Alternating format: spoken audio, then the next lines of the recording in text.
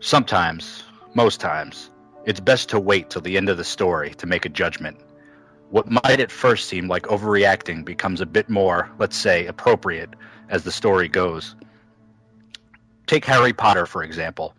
Professor Snape is on what seems to be a baseless and unwarranted campaign against Harry for most of the series, until you find out that as a kid he had been bullied by Harry's father and his love for Harry's mother had been spurned.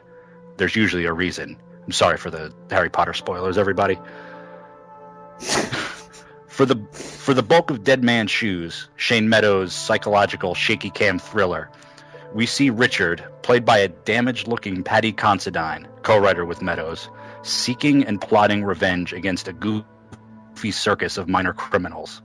In a series of black and white Super 8 flashbacks, the gang has lured Anthony, Richard's mentally challenged brother, into their party house. They mess around with him, as any group of people with no ethics and almost no real power in the world might do to someone with even less power than they have. The audience gets a little bit more of the story each time it cuts to that day's events, but as shitty as their actions are, Richard seems a little overzealous about his revenge, especially when it starts to turn deadly. Anthony, for all of his trouble, seems to have escaped that day with no apparent physical trauma. But the bonds of family are strong, and the feeling of duty to protect someone close like a sibling, especially one that can't watch out for himself, is a powerful motivator. Richard decides to put on a gas mask and starts toying with the group, scaring them and vandalizing their homes, and even them personally at one point early on, painting several to look like clowns, appropriate for a group of 6 who spend the bulk of the film crammed into a tiny car. With the mask and his ability to remain a step ahead of his targets, Richard comes off like a deluded small-town Batman. As he starts killing the members of the gang, the balance of reason and vengeance begins to tip in a negative direction. The more you get to see of Anthony's awful day, the more the scale evens back up. When Richard gets to the final guy, the one who escaped the criminal life and was against what the gang did to Anthony but did nothing, the audience gets the final piece of the story, which gives Richard something of an excuse for his rampage, but also shows the extent to which his psyche has been damaged by his brother's fate. That's it. That's it. I love Shrek's abrupt endings. Yeah. That's it. I was just getting comfortable. Yeah, it's like crescendo, coitus. I personally think, guys, I mean, through my experience of the 3 films, I found this one to be the most creative and probably the best out of the 3. Am I wrong, Joe? Yeah, man, I did too. Not the best produced, obviously. No, not at all. Absolutely the best film, and that just goes to show you that production. Well, Death Wish wasn't anything to really marvel at as production-wise either. But I mean, they were both big. The one was a big budget film. Death Wish was sort of big budget, and the other one had a serious budget. But this guy actually just took to true guerrilla filmmaking. Absolutely, and he got a little creative. Thankfully, it's a decent script, and it winds up being probably one of the better revenge films that I've ever screened personally. Yeah, well, it's just to the point that I was making before. These revenge films, they can be gratifying and wish fulfillment. Like you get to live out your fantasies and exact revenge on your on people, on your enemies, and everything. But it doesn't mean that they need to be dumb. You know what I mean? Absolutely. And just empty and meaningless, and that was the point that I made with Death Wish. And here you have a guy who has very limited means, but understands what makes a revenge film or revenge tale good. Because again, these films go back to Hamlet and fucking the beginning of time, really, you know. And it always the most interesting thing to me. Look, I love acting out in my fantasies of exacting revenge as much as the next guy, but as a sentient being, somebody who has a brain who likes to at least think that they have a brain in their head, there's a little bit something more dimensional to it, and that's where this film is actually really inventive, and it surprised me, man. Absolutely. I mean, it's vigilante, the idea around what the vigilante is doing. It's shifting throughout the story, and the flashback scenes are that last couple of minutes, man, is good filmmaking. Period. Yeah. No matter no matter how you slice it, man. And just to give a spoiler, not sure. I don't know how many spoilers we're gonna you want to give here. I feel like I mean? This one would have to be spoiled. Otherwise, there's like we can't talk about you can't talk about it. Otherwise, it's just Death Wish. Yeah. But But so anyway, spoiler alert from here on out. So like the revelation at the end that that what that guy says, man, is just fucking great, dude. He's basically like, you made me this monster, and I have this death, I have this blood on my hands because of you, So not only was he victimized by losing somebody, but he was victimized again because he couldn't help himself but from taking revenge. Or, I mean, you could even take it a step back a little bit and think to yourself that the brother, his mentally challenged brother, made him the monster because of his inability to and truly he resents love and that. appreciate. Yeah, that's what I'm saying. And he resents that, and so there you have a really dimensional character here in this guy, this anti-hero character, right? Who has actual, there's thought given here, you know what I mean, to what is making this guy tick and what the consequences of his actions are, and that's more to bite into, for especially, look, again, there are revenge movies. You go to a drive-in, you're trying to pork your girlfriend in a drive-through, in your car in the drive-through, and you're just watching people get slaughtered in an exploitation. I get that, but if you're gonna talk about real movie making, there's a difference. Yeah, and I mean? Dead Man's Shoes is real filmmaking. Absolutely. Yeah, absolutely. As low budget as it is, and just the fact that he resents his brother and what these people did that he resents himself for blaming his brother and not having, and here's the rub. Well, he resents his brother for being who he is. He calls him an embarrassment to him. Right. So and you know what? There. But somewhere it really begins there. That man's journey begins there with the brother and being, and having these horrible thoughts that honestly are, if you're thinking that way, if you're putting him, if you're putting him like that, it's similar to what those hooligans were doing. He had no respect for his brother, much like the hooligans.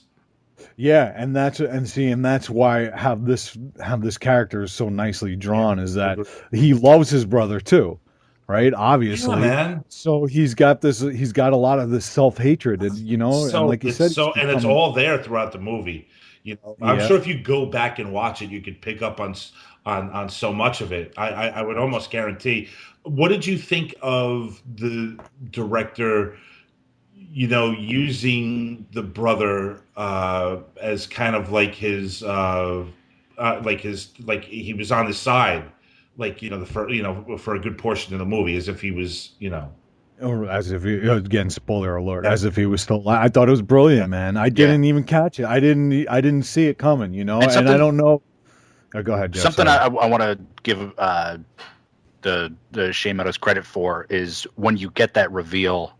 He didn't do the Sixth Sense Fight Club thing where you kind of you show some scenes again with he's just sitting by himself. Right. Mm-hmm. Right. Yeah. I mean, it's such a well thought out revenge film. Yeah, and I don't know. A breath of fresh air, honestly. Absolutely, especially after Death Wish. Death Wish, Max. He doesn't like Death Wish. I didn't like Death Wish, but I had fun watching it. It's like watching a turd flush down the toilet. Always a pleasure. So tell me, Max, I mean, are you digging this film too?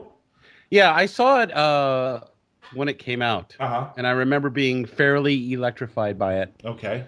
And I thought that the relationship between the brothers was really unique, and I thought it was an Irish film, but it turns out it's a British film. Mm-hmm. Yeah. Featuring a lot of Irish actors. Oh. And it's so funny when I watch foreign films now, because I'll be honest, when I was younger and much more arrogant than I am now, I used to, I don't need to see any foreign films. I just need to see stuff made in America.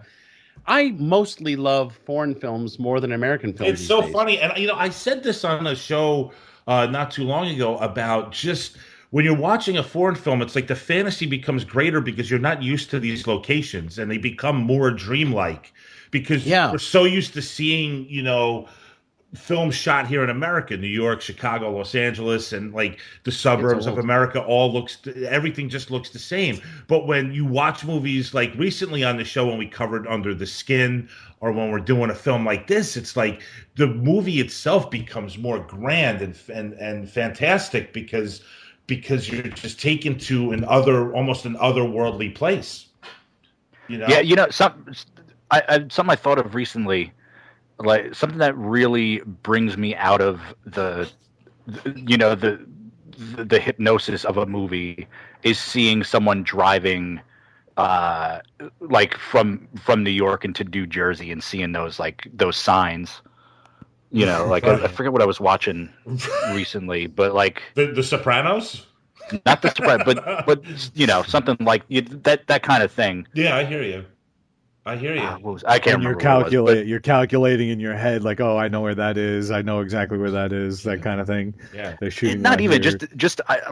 I know it, and it's it's not a movie anymore. It's it's just reality. Right. Like I could see like a film crew was there that day. That's what I'm saying. So when I've spent time, and any time in my life when I've just said, well, you know what, I'm in the mood to go and watch a few foreign films. Whenever I do, man, like everything just becomes greater, because I'm not used to any of these places, and the dream just becomes more and more intense, and the story becomes more and more intense, and you get more involved, and you're just fascinated by these locations that you've just never seen before, and and it's just more rewarding to watch films. And also, I mean, honestly, they do a better job 9 times out of 10 than what we're doing. And I'm not saying that we have, all bad filmmakers here. I mean, trust me, there are filmmakers. I mean, the Coen brothers always make their locations interesting, no matter what they're doing. But when you're dealing with films from Europe and Asia, it just seems to me, it always seems to me that things are done with far more care.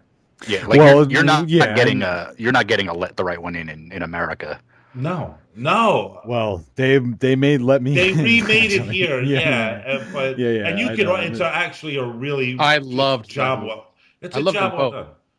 Yeah, I love them both too. I just watched it with my daughter actually not too long ago. I watched that movie, the foreign one. The foreign one actually. This just clicked in my head just thinking about locations and thinking about foreign filmmakers. What's really fascinating is that here in America, obviously we could dig up some better locations and make the stories seem more fantasy and get at what we're talking about here.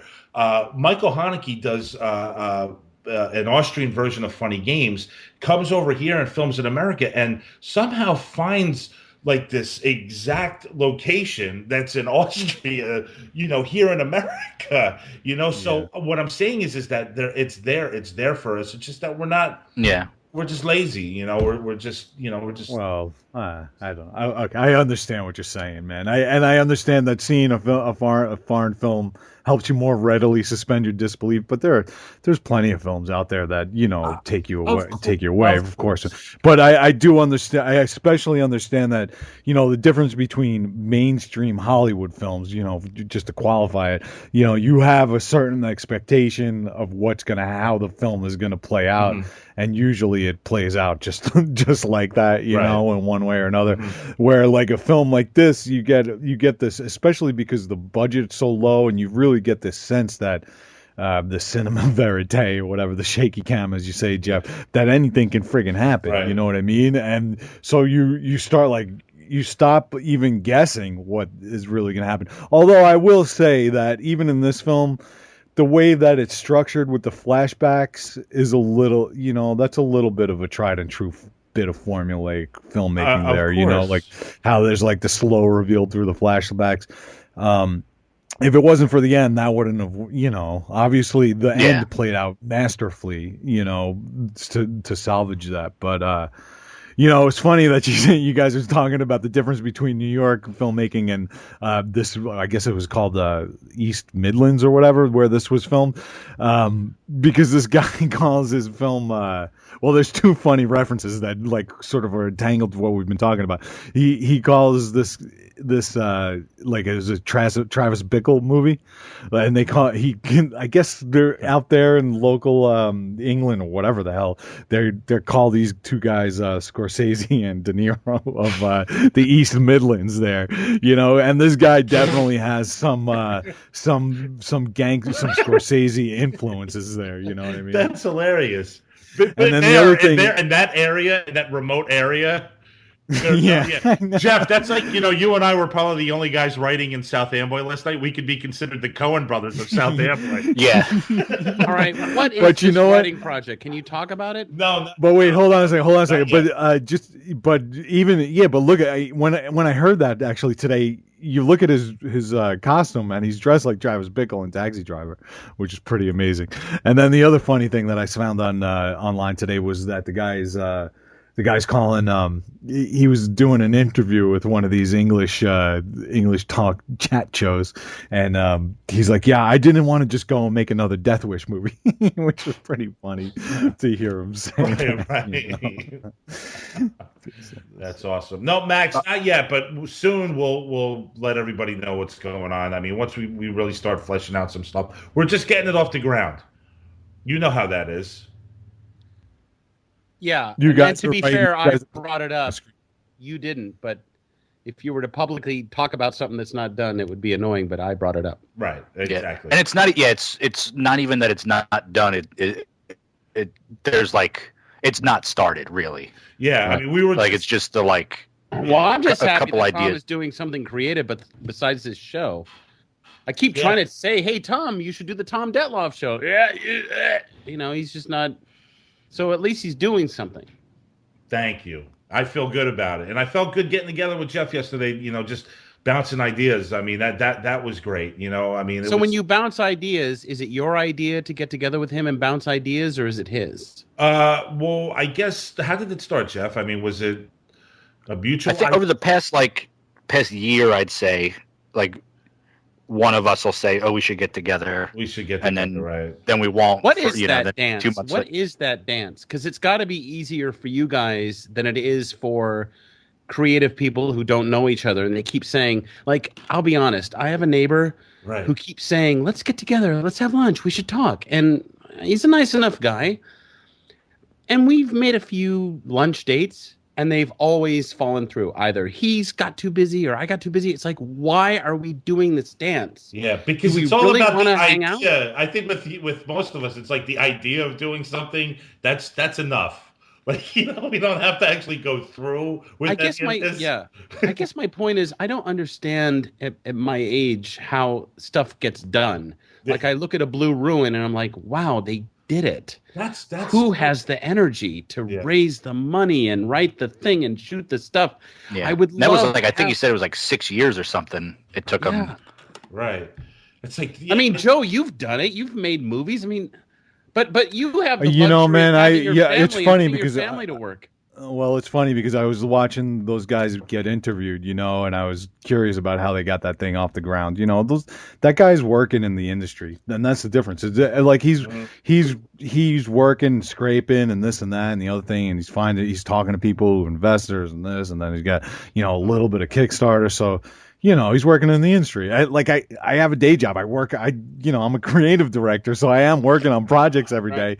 It's just not film projects. I mean, I'm basically working creatively. But Joe, I'm doing nothing, and that's not true. You just said you just let everybody know. No, I know. You have your own show to a degree, but the fact that Joe works a full-time job and is still able to. You don't work a full-time job anymore, right, Max? Oh, I haven't worked a full-time job in a long time. Oh, you don't? But do you like the kung fu? Oh no, that's over. That's over. Yeah. So what do? You You run around your house. How many times? This is the best. What do you do to relax? Huh? What do you do? Seriously, you run around in your underwear. How many times a day you're masturbating over there? A lot. You do, right? Yeah. Twice a day at least, right? At least, yeah. Is that contributing to the lack of sex you're having with your wife? Yes. Oh. But why? I'm still coming. No, but now that she's feeling better, I have to stop jerking off so I can save up my seed and redirect it away from dirty, filthy, awful porn women to real, wonderful, beautiful woman who might actually you have to moderate yourself, right? What? And do you have to moderate? You have to, absolutely. You have to plan it out because you can't do it too many times a day. I know for a fact, oh shit, she's feeling better. I gotta stop tugging it because sooner or later, it's time to be. Now, do you ever worry that you're not gonna be able to, achieve fulfillment with your wife? Well, that's happened. Guys, we've been together for 20 fucking years. It happens. Joe, has porn gotten in the way of your love life at all, ever? Has it gotten in the way? No, not to the point where Oh, it's always perfect for you. No, I'm the only one who's honest on this fucking show. I'm asking these questions. I'm hitting the mark every time because I understand the issues involved. That's what I'm saying. I think you've definitely had a morning and an afternoon where you might have went, maybe twice, maybe even 3 times, and that night you were like, this ain't gonna happen. Yeah, well, okay, all right. Have you ever? Nothing. Listen, let's just put it this way. I don't think it's something that's unfamiliar, that's alien to most males. Just say, but you want to say no. Just say it. Talk about it.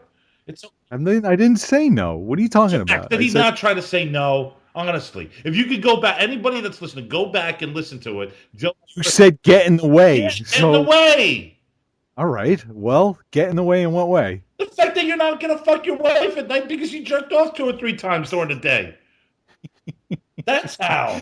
What are we talking about here? Watch. That's terrifying. Honey, I'm kind of feeling it tonight. Oh, shit. I've been jerking off all day. What am I going to do?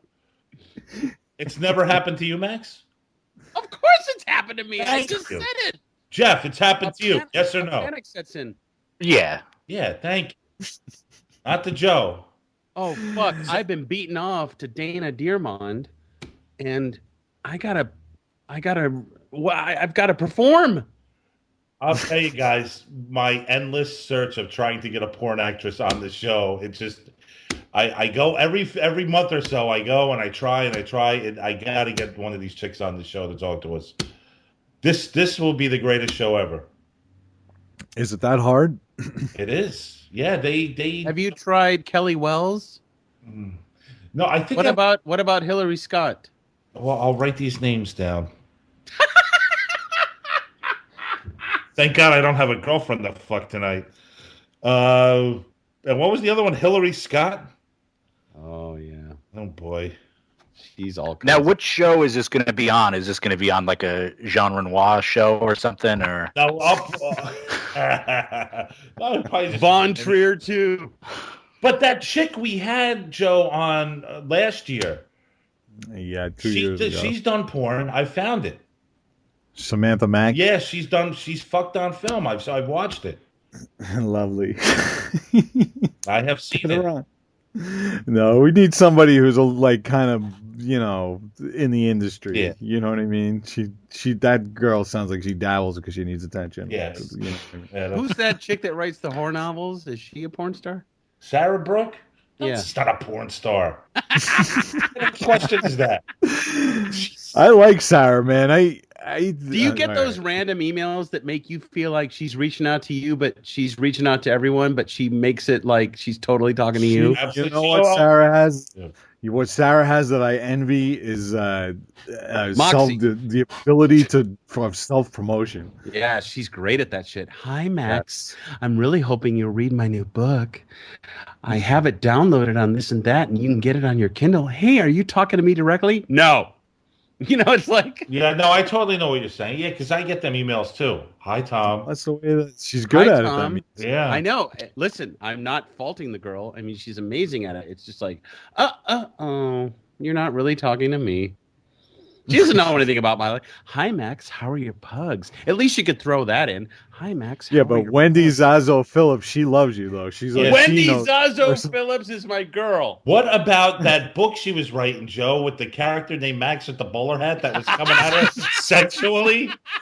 That was insane. Wasn't she like, my legs were spread wide open, and Max came into the room wearing a bowler wearing a bowler hat. Hold on. Hey, man. That's awesome. Good branding. Yeah. Dude, she totally loves you, Max. It's amazing. All right, I have the book. I have the book right here, actually. Oh, if I hope to God I earmark that page. Oh, yeah, please, if you could read an excerpt from Wendy Phillips' book.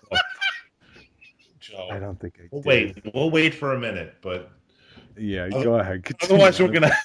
It would definitely be worth it if I could find. Let me ask you a question: has she ever, like, really come on to you in a flirtatious way? No. I talked to her on the phone once, and she was lovely. I mean, she's got her husband Dinius. I like Dinius. What was it like being on her podcast? Well, listen, I think they are fiercely intelligent people. I don't know that they're real talk behind microphone people. Right. But I enjoy myself. Right. I mean, it does to do a show, to be on a show, to move a show. It's tough, right? Wait, what was that? I said it takes a. You got to keep it moving. You can't take. You could be smart. You could be the smartest guy in the world, but you have to have a sense. You got to have a gift of gab, and you got to have a listen. Nothing is more fun. Nothing was more fun if we're going back in time real quick, because Jeffrey did bring up the Horror Palace. Right. One of the most surreal hours of talking behind a fucking Skype microphone was the night where I was with Bill Shetty and Billy. Just those two guys. Oh my God! On the Grizzly Zone. On Grizzly Zone. Why was it so weird? Tom, Bill Shetty and Billy Barassa.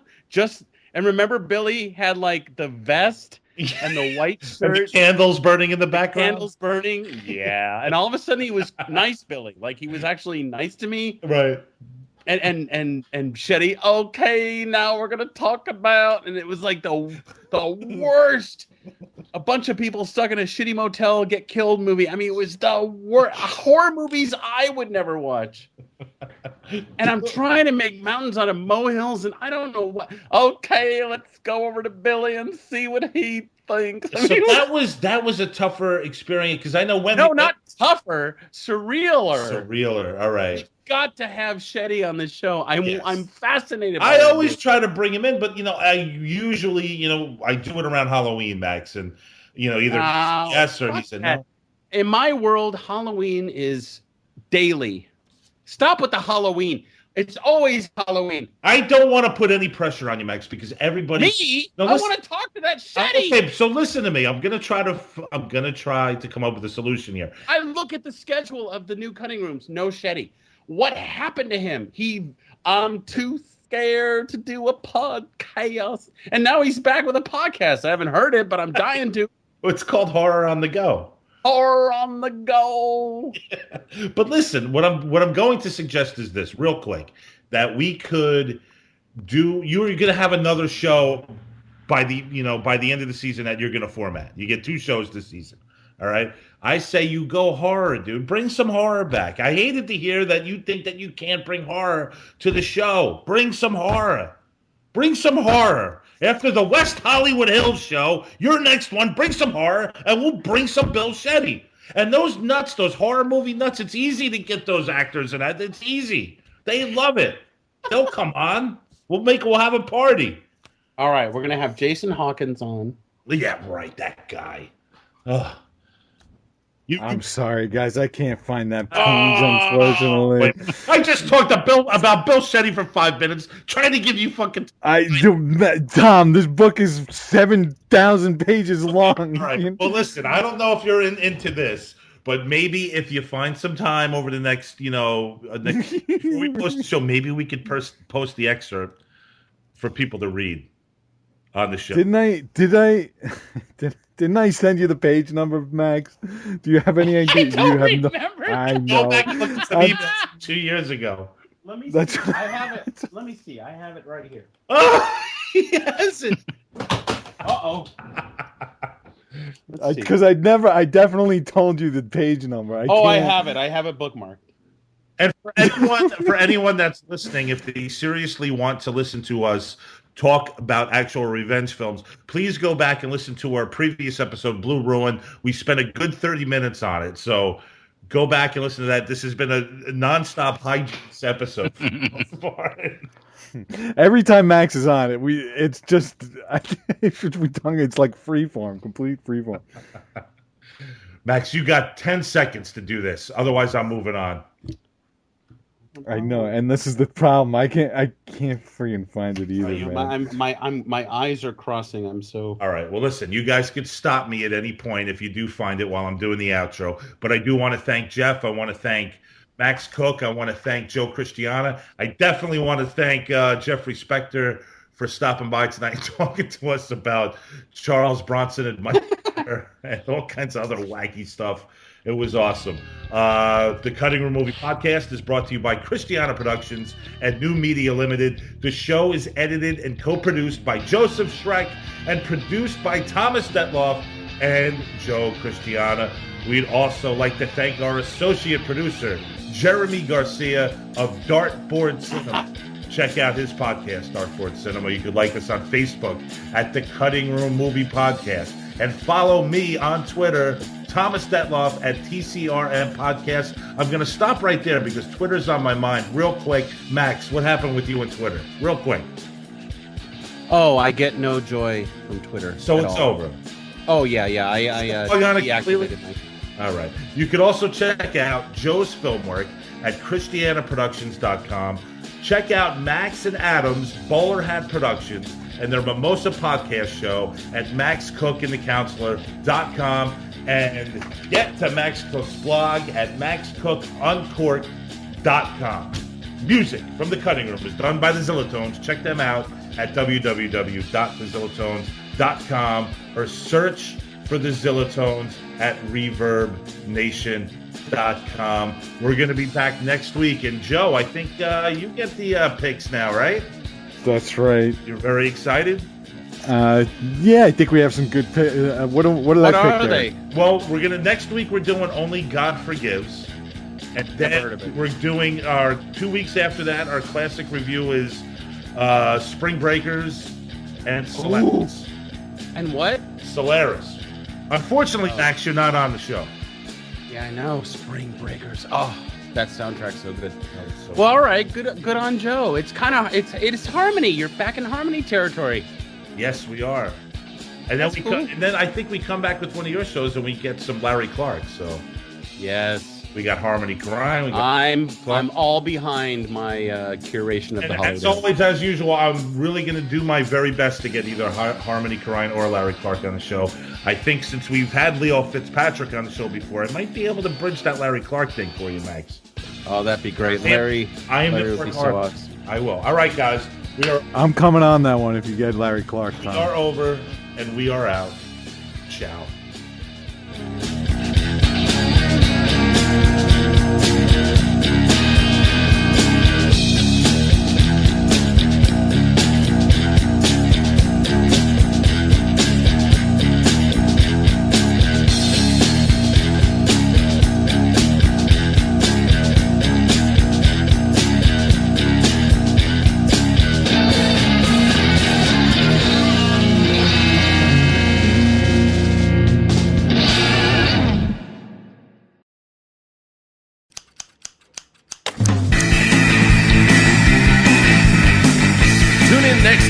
Satisfy more of your strange desires.